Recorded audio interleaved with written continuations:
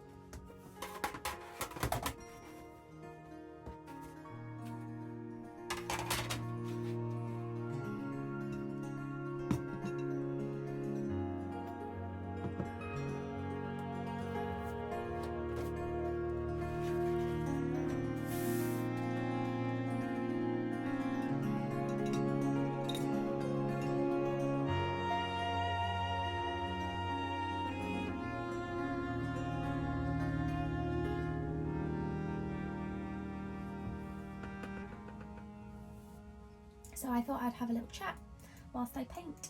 I'm currently painting ignore Jasper the Frog, he's part of a different design, but I'm painting another Christmas design.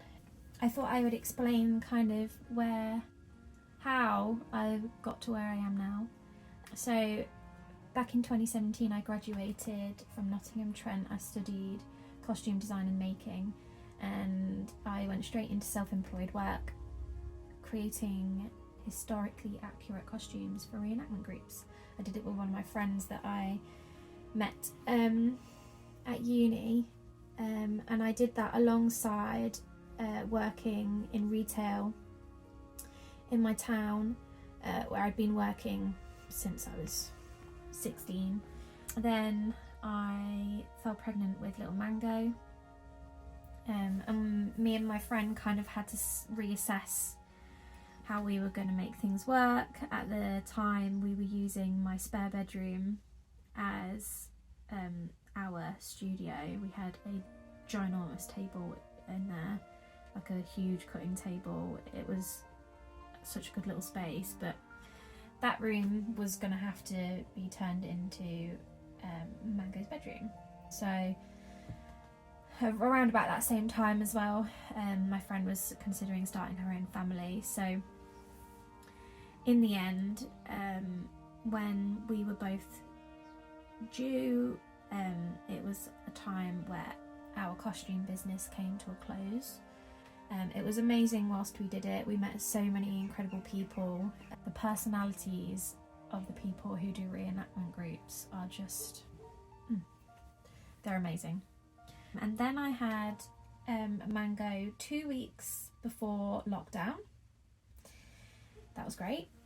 After my first year of maternity leave, so I chose to do a year of maternity leave, and I was extremely lucky because Kieran, my husband, Mango's dad, was on furlough for the first 5 months of her life, which was, insane. Not everyone gets that, so I was incredibly lucky in such a hard time. But yeah, I had a year off, and just before I was due to go back to my retail job, a month before I was due to go back, the company went bust and I was made redundant. I had spent the last year kind of with my creative itch not being scratched, and when I lost my job, I was kind of back at square one. Like, I didn't know what I was going to do. I didn't know about looking for a new job. And in the end, I was like, I've always wanted to work for myself, doing something that I love, using my creativity.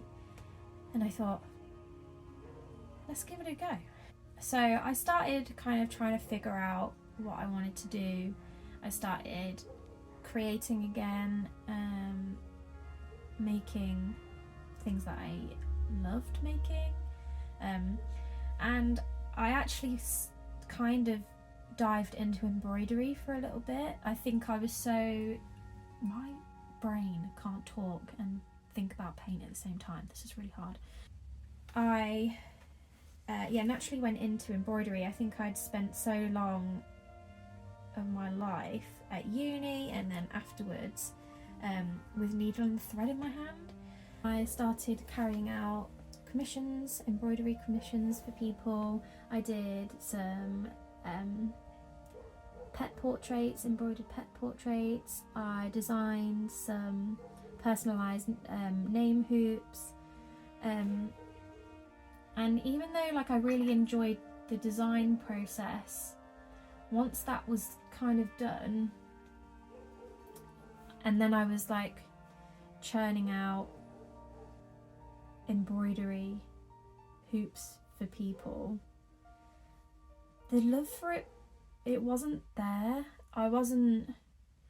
There was no feeling behind it anymore. I was just embroidering the same kind of things over and over again.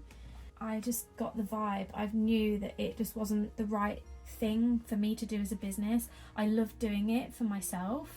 I find it extremely therapeutic, but in terms of me, you know, people buying my work, me selling that work, it wasn't going to work for me.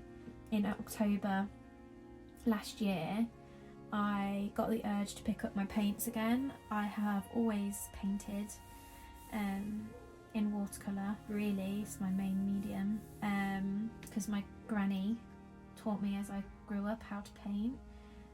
She had loads of ornamental plates on her wall going up her staircase, and we used to get to pick a plate, take it off the wall and take it to her table, and we used to like copy out the design and paint it in watercolour. So I have a real sentimental relationship with watercolours, to the extent that this watercolour palette here was my granny's. When she passed away, I was given her palette, and these paints here are still hers. I don't know how I've not got through them, but these are hers. But all of these pans here are new ones that I have refilled, and eventually I want to keep the pans and keep the palette, but I'm replacing them with my own colours. But yeah, I started painting again, and I loved every minute of it. And all of a sudden I was posting some of my paintings, and people were loving them, and the feedback I was getting, like, people were loving the stuff that I was painting for me and my own enjoyment, and something just clicked. It all fell into place.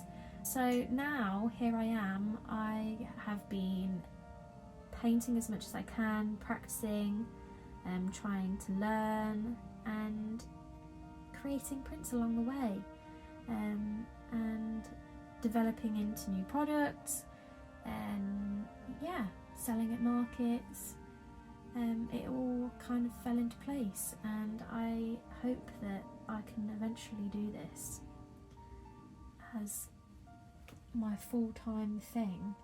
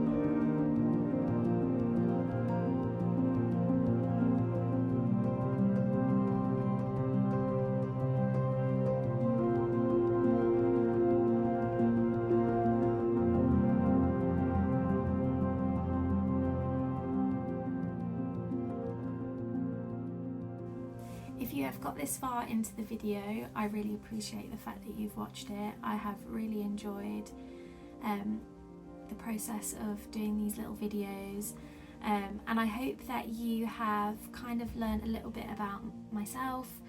I plan to do at least one vlog a month, and if I manage to do any more than that, then, you know, that's great. I have got a handful of really exciting Christmas markets coming up this year, and I plan to document my Christmas prep and take you along with me to these markets and show you how I get on, the setup, everything that's involved. I was thinking about maybe doing a sketchbook tour, kind of showing you the process of how I make my prints. But yeah, if you have enjoyed this and you want to follow me on my journey, then please subscribe, and if you have any requests for any future videos, then drop it in the comments, because I'd love to know the kind of stuff that you want to see. But yeah, thank you for sticking around, and I hope to see you soon.